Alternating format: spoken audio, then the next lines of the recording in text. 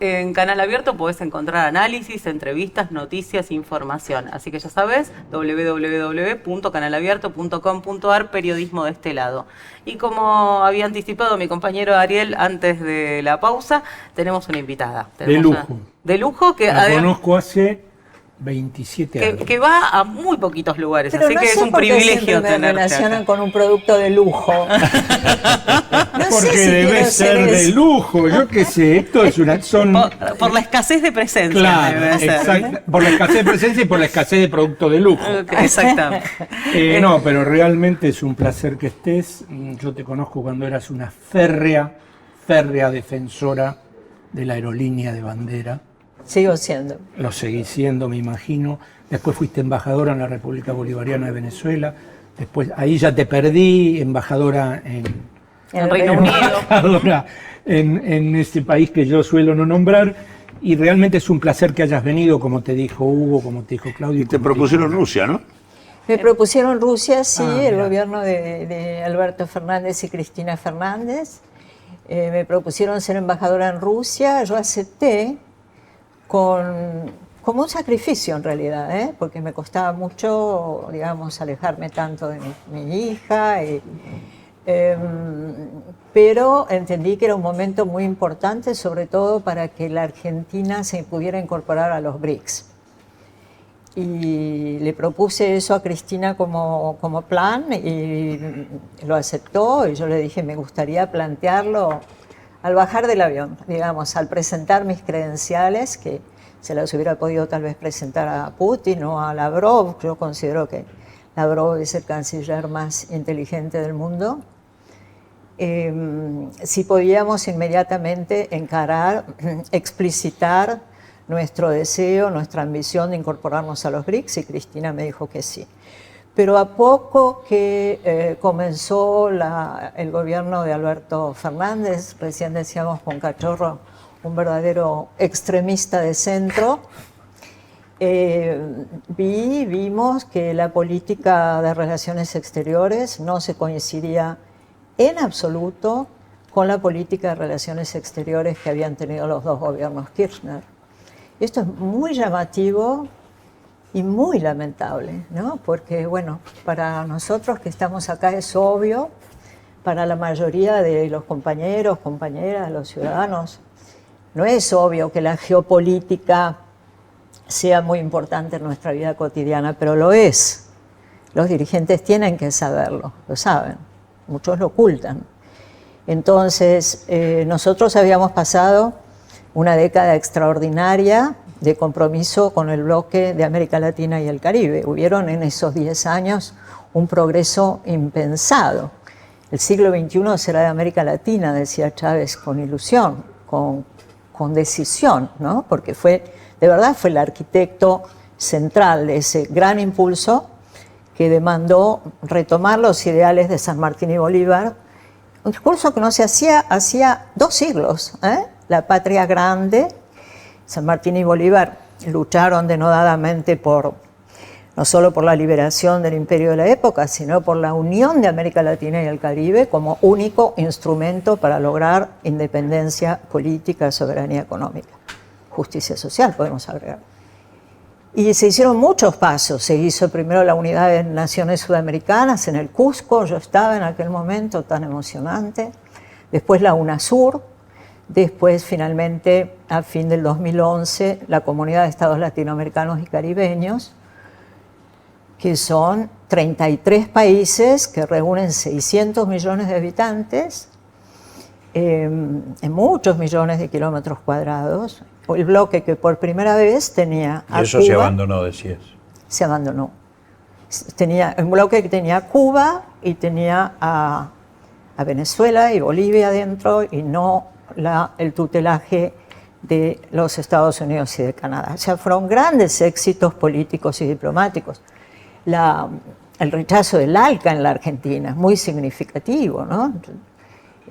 Luis Bilbao lo llama la derrota más importante de Estados Unidos después de Vietnam, digamos, una caracterización que a mí me gusta pensar y repetir. Veníamos de eso. Y la política de Alberto Fernández fue laxa, Estuvimos mucho tiempo antes de salir del grupo de Lima, que era un grupo de conspiradores, no era un grupo perteneciente al sistema de Naciones Unidas, era un grupo de países que se habían reunido bajo el tutelaje de Estados Unidos para cambiar de régimen en Venezuela. Explícito, estaba en la Carta de Lima. Y ahí estaba Guaidó, estaba Jeanine Áñez. Y nosotros, Argentina permaneció en ese grupo como un año, hasta que salimos. Y además Argentina hizo una votación, y ahí yo renuncié a la designación en la Embajada de Rusia, porque hizo una votación en contra de Venezuela, una votación apoyada por los Estados Unidos y por todo el grupo de Lima, sancionando a Venezuela por unas supuestas irregularidades que encontraba un grupo independiente, que eran 2 personas en una computadora desde Panamá repitiendo la monserga de la oposición venezolana. Eso es una gran irresponsabilidad, gran irresponsabilidad. ¿Y por qué fue tan serio? Porque ahí se tocaba el derecho a proteger. El derecho a proteger es una anomalía que pretende introducir los Estados Unidos en el derecho internacional público, basándose en que cualquier país que viera amenazados los derechos humanos en cualquier otro país tenía posibilidades de intervenir, incluso militarmente. Eso, la doctrina Monroe extendida a todo el planeta. no solo extendida, sino que harían justicia e intervenciones militares. Esa es exactamente la matriz que usaron. Es que la doctrina Monroe habilita eso en cualquier país de Latinoamérica y el Caribe. Y eso no solamente lo siguen sustentando acá en nuestro territorio, sino que con esa medida que vos comentabas lo extienden a todo el planeta. Al mundo. Y así lo han hecho en Medio Oriente, ¿no? Con mentiras siempre. Julian Assange tiene una frase muy bonita, que es que si las guerras necesitan la mentira, la paz necesita la verdad, ¿no? Entonces, con mentiras como la existencia de armas químicas en Irak, que no había, etcétera, inventaron una matriz para Libia, para Gaddafi. Libia era el país del África más próspero, muy próspero. Inventaron que Gaddafi era un monstruo, etcétera. Una persona que, nos guste o no, manejaba las 43 tribus que hacían vida en Libia. Tenía índices importantísimos económicos, los más altos del África, agua, alfabetización, etcétera. Pero ambicionando el petróleo de Libia, se metieron. Le inventaron una oposición interna, igual que en Venezuela. Inventaron que iba a ser una matanza que no iba a ser, igual que tratan de adjudicarle a Maduro cualquier cosa sin límite. Y le armaron un gobierno paralelo, igual que le armaron a Guaidó, un verdadero mamarracho que se autoproclamó presidente en una esquina. Por eso creo que es el antecedente de que ahora Trump se esté autopromocionando como papa, ¿no? Claro. Alicia, vos mencionaste al principio que a veces no tomamos conciencia, sobre todo en la Argentina, donde se le da muy poca relevancia a las noticias de política internacional, de la importancia de la geopolítica en nuestras vidas. ¿Cómo estás viendo la política exterior del gobierno de Milei, pensando en que vos arrancaste hablando de la importancia de incluirnos en los BRICS, algo que el gobierno decide de plano no hacer? La primera decisión que tomó. Exactamente, y que además sos una de las firmantes del último pedido de juicio político por las declaraciones del 2 de abril, donde nos compromete geopolíticamente o da por tierra toda una lucha diplomática sobre el reclamo de Argentina de soberanía sobre las Islas Malvinas. Y yo quisiera poner todo esto que dice Gladys en el marco de la visita y la presencia de Alvin Huxley, el jefe del Comando Sur acá en la Argentina. Y particularmente en Tierra del Fuego, donde quieren instalar una nueva base militar. Bueno, es enormemente preocupante, ¿no? Si ustedes me ha llamado muchísimo la atención de que el Cuerpo de Granaderos le ha dado una condecoración a Milei, ¿no? Yo pienso, no sé, ¿quién es el jefe del Cuerpo de Granaderos? ¿Alguien que está perdido en la neblina? Porque La verdad, granadero, Milei, granadero a caballo. Primero, no me lo imagino arriba de un caballo, porque creo que de criollito no tiene nada. No debe haber hecho el esfuerzo nunca de deshinchar No, un arriba caballo. del perro él. No debe haber olido Arriba del un perro va. caballo. El perro. Arriba del perro va. Pero sí, su relación con los animales, a mí me gustan mucho los animales, pero es peculiar, ¿no? Morbosa, diría. O sea, inventar, pedir consejos de un perro muerto, habiendo tantos pensadores en la Argentina y en el mundo. Milei, granadero a caballo, pero Milei, si ustedes se ¿puedo hacer una digresión con Por esto? favor. Sí, sí. Porque Milei no sabe ni el nombre del padre de la patria. No, Milei lo dijo llamó Juan. Juan, Lo llamó. y después dijo Juan Martín, no sé, algo por el estilo. Juan José. Juan José, Juanjo le exacto. dijo. Que nos reímos, pero es trágico, porque una persona que no esté imbuida de los intereses patrios que compartimos como principios, como sentido histórico, ¿no? San Martín, antes de cruzar la cordillera de los Andes, célebremente le reunió a los caciques y les pidió permiso y les dijo: ustedes son los dueños de esta tierra, mapuche, tehuelches.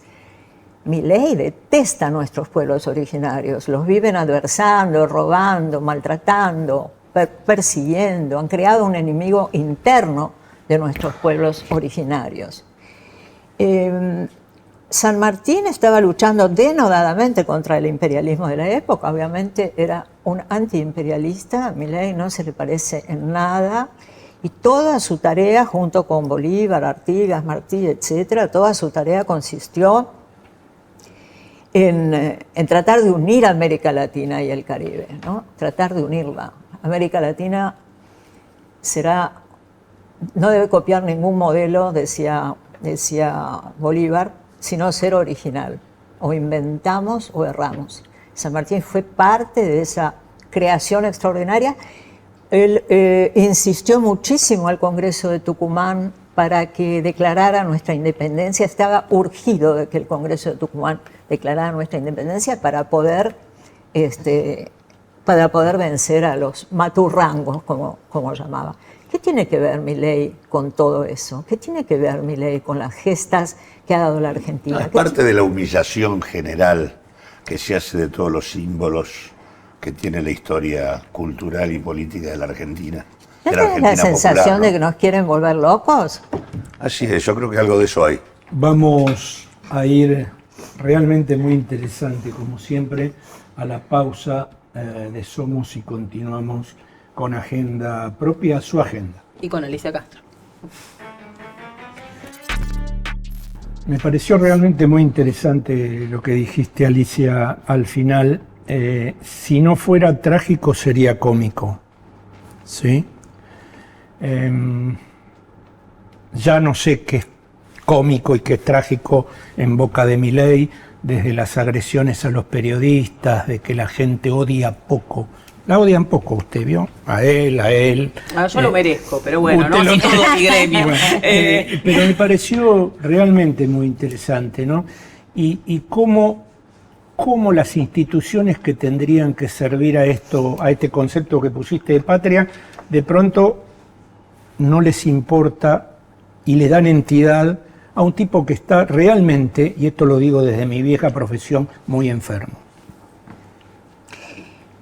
Cuando nosotros empezamos a promover la medida de juicio político para la destitución del presidente, hace un año ya, justamente el 22 de abril, claro, del 2024, presentamos el primer pedido de juicio político por mal desempeño, posible comisión de delitos, por el ajuste económico, que nosotros llamamos un verdadero genocidio económico, no se puede llamar de otro modo.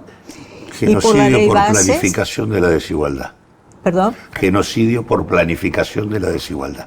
Así figura en el texto del pedido de juicio. Así es. Es que además, de verdad, este programa de Milei, que no parece casual, es la planificación de la miseria, es copiado de la dictadura cívico-militar, por eso la defienden tanto.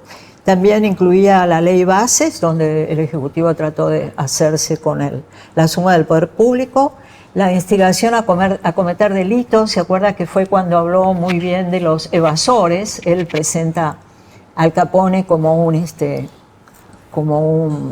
ídolo, ¿no? Un conocido por ser, bueno, un criminal, un mafioso, pero que terminó preso por delitos de evasión.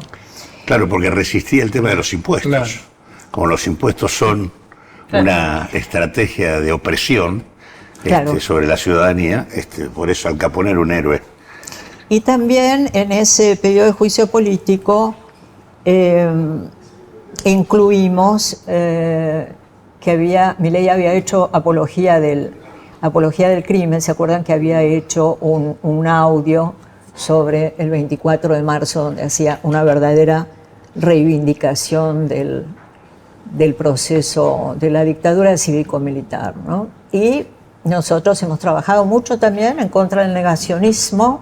Hemos presentado un proyecto de ley contra el negacionismo, porque el negacionismo no es una opinión, el negacionismo es un crimen.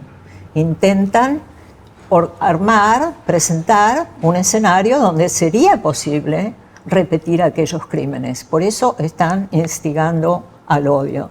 Si me permiten, hago una breve reseña de los otros. El 25 de junio presentamos una ampliación por la campaña que inició Milei para destruir el Estado. Dijo que era pertinente hacerlo desde adentro del Estado, que él podía hacerlo como topo. Era el topo. Sí, el topo. Yo creo que lo hemos conversado. No he visto ningún mandatario de ningún país, ningún tirano, ni siquiera, no sé, Idi Amin, ni Pol Pot. Yo estoy tratando de estudiar los personajes más horribles de la historia y no encuentro que ninguno se le parezca, porque hasta, no sé, todos tratan de disimular sus intenciones. Milei va y dice, voy a destruir el Estado-Nación. Y lo está haciendo, está destruyendo todos los estamentos del Estado.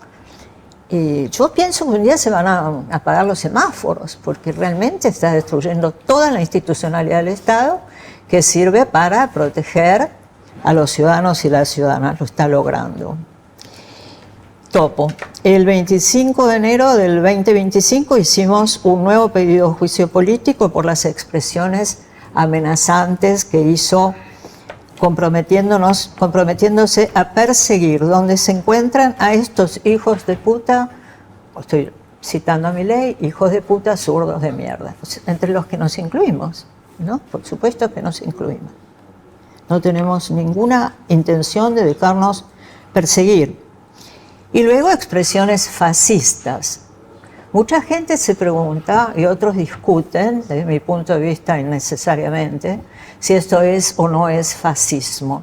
No es el fascismo del siglo XIX o del siglo XX, es el fascismo del siglo XXI, claro que es fascismo. La intolerancia con respecto a los que pueden disentir con el gobierno, la violencia lanzada, las amenazas lanzadas, que son además crecientes. En aquel momento también descalificó a las diversidades, llamó pedófilos a los homosexuales, negó los femicidios, impugnó la protección a las mujeres, a los niños, a las niñas.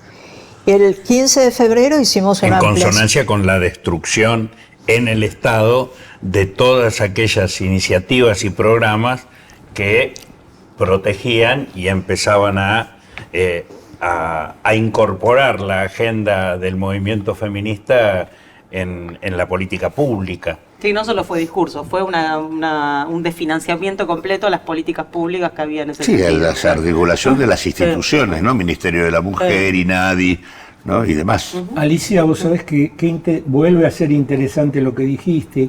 Ayer este amigo catalán que me pide que le mande los programas, me decía, ¿el pueblo argentino sabe la ideología de Elon Musk y de su familia?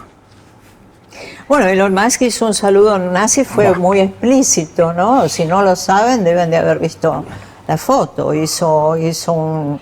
No lo esconde. Con el fascismo te quedás corta. No lo esconden, y además son sionistas. Y esto, compañeras, compañeros, nosotros estamos viviendo una masacre, una matanza, una barbarie, un infanticidio a cielo abierto, ¿no?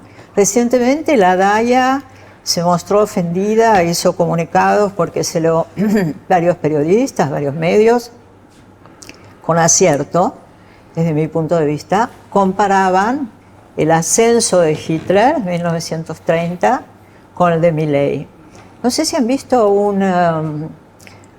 un documental de Netflix con 3 o 4 capítulos sobre el ascenso de Sí, Hitler. yo lo vi. Es interesante, porque hay justamente un periodista norteamericano, que creo que es el que se refirió Pañi en una editorial de Odisea, donde... Perdón, que es la que le vale que después salga Sí. como Gurka, el presidente, a decirle prácticamente nazi, etcétera, por esta cita. Y la DAIA. Sí, y La DAIA y Milei, Sí. hermanados.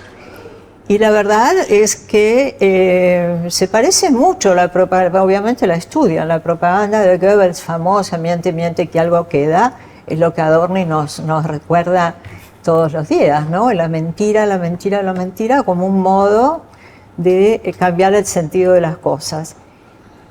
Hannah Arendt decía muchas cosas interesantes, entre ellas que el objeto de repetir una mentira no es que te creas en esa mentira, sino que ya no puedas distinguir entre la verdad y la mentira.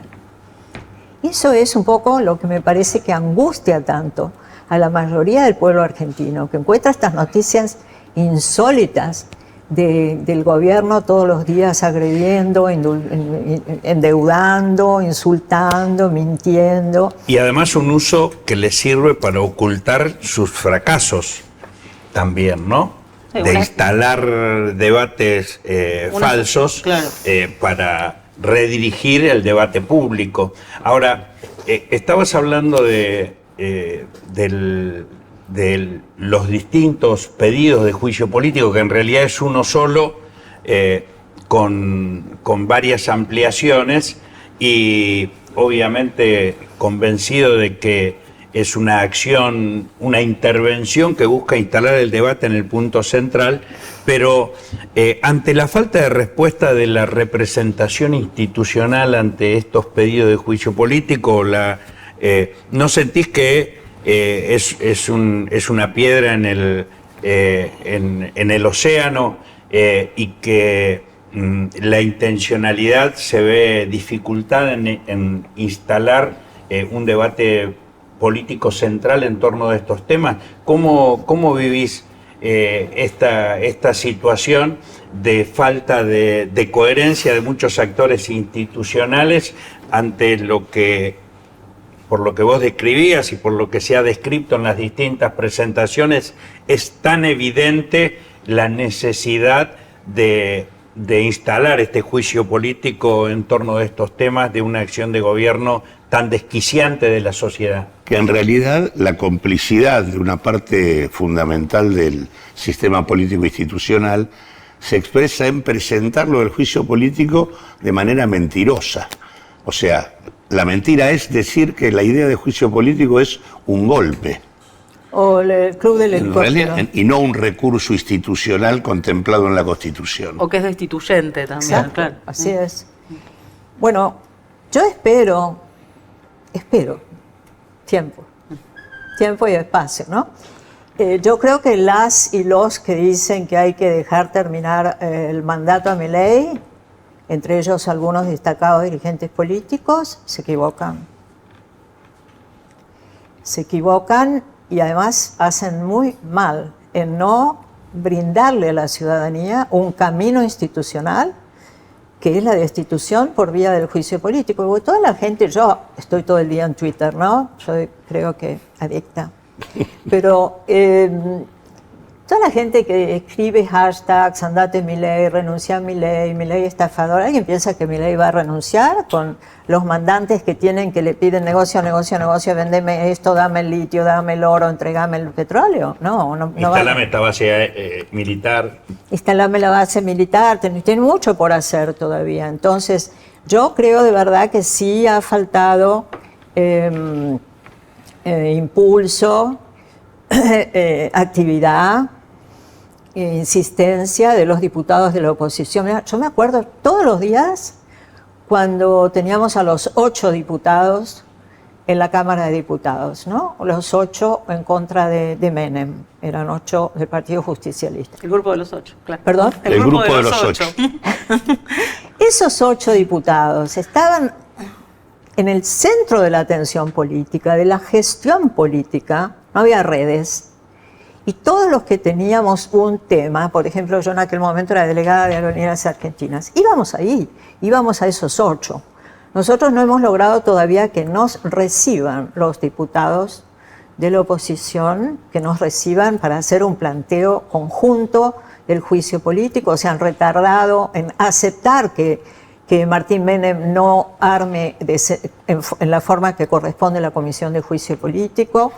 Tenemos muchos diputados de la oposición, yo creo que tendrían que tomar cartas en el asunto, si bien es cierto que en el último acto que hicimos, que compartimos, porque por supuesto ustedes son firmantes principales de estas presentaciones de juicio político, todas las que hemos hecho. Podés mencionar, además de lo que estamos acá, que sí, otros. Sí, me gustaría que Claudio nos pase porque está muy bien firmado. Yo les digo, está Adolfo Pérez Esquivel, está Carlos Raimundi, Cintia García, Tilio Borón, María Eva Cousovitis, de la que hablamos hace un ratito por su gran desempeño en el último debate. La única candidata legisladora de la ciudad que tiene esa visión nacional.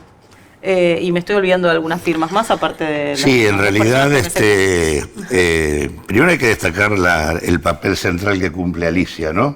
En impulsar este tema. Pero además de Zaffaroni... Sí, articulador. Adolfo, Zaffaroni, Jorge Rivas, Jonathan Valdivieso, Cintia García, Eduardo Freiler, Alejandro Olmos Gaona, Jorge Elbaum, Juan Falú, Cristina Vanegas, Jorge Kreines, Carlos Delfrade, Alberto Korenblit, Juan Carlos Caramelo, Mario Masitelli, Rafael David, Kleiser, Rocco Carbone, Juan Alonso, Alejandro Garfagnini y Rodolfo Trever, Fernando Daniel Gómez, Sebastián Premicci, Dina Heller, Alejandro Banville, Atilio Borón y Juan Pablo Olson. Bueno, estás hablando de todo un arco bastante variopinto. Cachorro Lozano. Sí, por supuesto, nosotros. Cachorro Lozano. O sea, nosotros dos también. Ustedes dos también. Digamos, yo estoy muy... Pero comentabas que... orgullosa de ese marco de firmantes que tiene juristas como Zaffaroni, que tiene personas que han luchado contra la deuda por 2 generaciones como Alejandro Olmos Gaona, que tiene sindicalistas como ustedes, que tiene candidatos como a la ciudad como Eva, Jonathan Valdivieso con el observatorio, ex embajadores ante la OEA, Carlos Raimundi, gente de la cultura, Falú, Cristina Vanegas, digamos, Kornblit de la ciencia. Es un arco completo de personas, de personalidades, creo que muy representativas de todos los ámbitos del escenario nacional, que hemos presentado este último pedido el 25 de abril, que entró con el expediente 0027 P2025. Y me gustaría introducir por ahí el tema para los que nos están escuchando, para encuadrarlo en cuáles son las obligaciones que tiene el presidente de la Nación respecto a la recuperación de la soberanía de Malvinas. Tiene obligación, es decir, no es algo que puede elegir el admirador de Margaret Thatcher y de Winston Churchill. Es el presidente de la Nación y la Constitución lo obliga con la cláusula transitoria primera que dice: la nación argentina ratifica su legítima e imprescriptible soberanía sobre las Islas Malvinas, Georgias del Sur, Sandwich del Sur y los espacios marítimos e insulares correspondientes por ser parte integrante del territorio nacional. Ahora, perdón. Sí. Acá está la manda constitucional. La recuperación de dichos territorios y el ejercicio pleno de la soberanía, respetando el modo de vida de los habitantes y conforme a los principios del derecho internacional, constituyen un objetivo permanente e irrenunciable del pueblo argentino. No, te decía que justamente vos decís, bueno, es parte del mandato que se le otorga al presidente al que no puede renunciar. Ahora, sin embargo, Javier Milei, no solo en su discurso del 2 de abril, sino en una serie de oportunidades que incluyen incluso la criptoestafa de Libra, hace una especie de renunciamiento a su rol de presidente por momentos. Hay como momentos en los que él decide o dice que no está ejerciendo la presidencia y que actúa a título personal. Bueno, esto no es posible, digo, quien es presidente 24 horas, claro. esté en Olivos, en Mameluco, con los perritos, esté con una de las vedettes que descarta Carlos Menem, o esté con donde esté, o esté en el Muro de los Lamentos, es el presidente de la República Argentina. Es una grosería que vaya el jefe de gabinete a decir no estaba en Olivos, estaba no sé dónde, por eso puede estafar con Libra, porque lo hacía... Incluso, más allá de eso, lo que está claro es que es alguien que en estos 17 meses ha gobernado con sus definiciones institucionales por fuera de la Constitución y la ley. Ese es el tema central. Claro, ahora volviendo a la geopolítica, así como la Constitución lo ve como presidente durante los 4 años que dura su mandato, es el representante del pueblo argentino para el resto de los estados durante todo ese mandato. O sea que todo lo que haga y diga en relación a la política exterior durante ese periodo de tiempo, para el resto de los países es la representación de lo que hace la Argentina. No solo eso, compromete la negociación. Claro, y el presidente el 2 de abril ha comprometido... Mira, cuando yo fui designada embajadora en el Reino Unido me dio mucho orgullo porque era la primera embajadora mujer en 40 años y mucho compromiso, por supuesto. Entonces tuve que profundizar el estudio de Malvinas. El lenguaje, el wording, el lenguaje de Malvinas es muy estricto. Por ejemplo, un embajador no podría decir tenemos que iniciar negociaciones, tendría que decir tenemos que reiniciar negociaciones porque si no está desconociendo lo anterior. Y el presidente el 2 de abril, pero ahora vamos a ver que eso en realidad es parte de una política integral de entrega de nuestros recursos naturales, de nuestros bienes naturales y de la soberanía de las Islas Malvinas. Ha sido planificado, es una estrategia planificada. Voy a repasar sucintamente lo que hemos presentado en estas casi 60 páginas de juicio político. Si no se escuchan, les pido, legisladores, legisladoras, dirigentes políticos, abóquense a la posibilidad de darle una esperanza al pueblo argentino de que podamos salir de este abismo, y sería muy bueno que lo podamos hacer a través de Malvinas, que es metáfora de todo lo que es la Argentina, y además en un momento tan especial. Nosotros estamos al borde de una guerra nuclear. El Papa Francisco decía, lo pude escuchar, en el 2014 estamos ya viviendo una tercera guerra mundial fragmentada. Pero ahora es más que eso, estamos al borde de una guerra nuclear, es posible una guerra nuclear. Entonces, estamos viviendo un genocidio a cielo abierto, ¿no?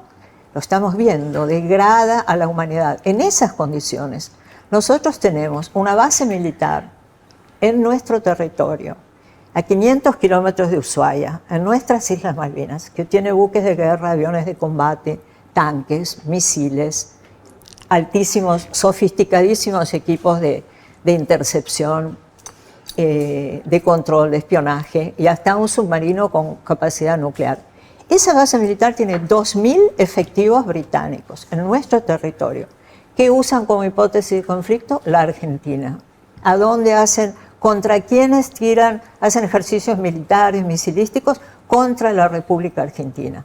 Y en este momento, donde hay una reconfiguración mundial entre países que intentan defender la soberanía y la soberanía del otro, como lo intentan Rusia, como lo intenta China, como se intenta dentro de los BRICS, un nuevo orden mundial multipolar donde no haya una hegemonía al lado de los Estados Unidos, nosotros le estamos favoreciendo al usurpador la presencia en esa base militar, la actividad de esa base militar, que pertenece a la OTAN, porque es del Reino Unido y su aliado principal, los Estados Unidos, y la pueden usar para todas las cosas que usan las bases de la OTAN. En el marco de esa base que ya existe, el intento norteamericano de abrir una base en Ushuaia, ¿cómo juega? Lo veo súper riesgoso. Por suerte, el gobernador Melella, que es el gobernador de Tierra del Fuego, Antártida e Islas del Atlántico Sur, recordemos que tenemos nosotros somos un país bicontinental, no lo recibió. Habría que ver, analizar, y es tarea del Congreso, si podrían hacerlo sin la anuencia del gobierno local, porque además Malvinas es puerta de entrada a la Antártida, y en un momento de falta de agua, de falta de materiales primarios, recién ahora se empieza a hablar de tierras raras. Nosotros hace rato que hablamos de eso, sobre todo con Mario Volpe del CECIN, del Centro de Combatientes. Es un estudioso de lo que ahora todo el mundo conoce, pero hace años se está hablando de los nódulos polimetálicos que hay en el mar argentino. Ya están patentados por numerosas fábricas de medicamentos y de cosméticos del mundo entero, pero la Argentina no está haciendo nada sobre eso. Mario Volpe, del CECIN, del Centro de Combatientes de Malvinas, que también presentó un pedido de juicio político alrededor de estas declaraciones. O sea que la representación institucional en la Argentina, a la que vos te referías,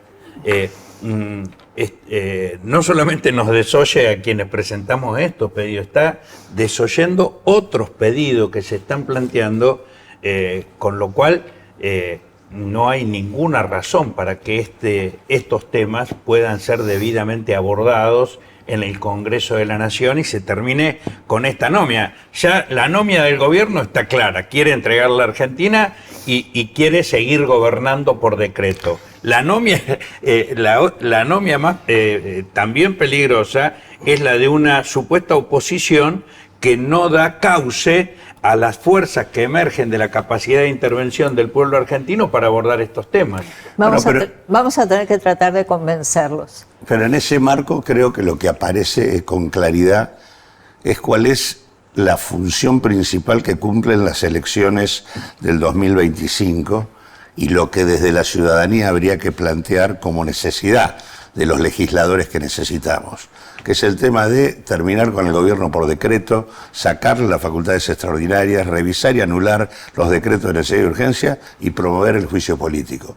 Esas claves son las claves que tienen que caracterizar a los legisladores. No voto a nadie. A los legisladores que en todo caso elijamos tienen que tener que ver con eso. Yo no voto a nadie que no promueva un juicio político, porque no está promoviendo una salida, está arriesgando el país a un desenlace peor, y además no está atendiendo a la gente que no come a la noche, que duerme en la calle a la noche, a la intemperie. Nos tenemos que ir. Sí, bueno, no sin antes decirles que si quieren profundizar en lo que estuvo mencionando Alicia durante todo el programa, tienen la nota en Canal Abierto, La Causa Malvinas y el octavo juicio político de Milei, que donde pueden encontrar todos los detalles sobre este pedido. Gracias Alicia. Gracias por venir. No, gracias.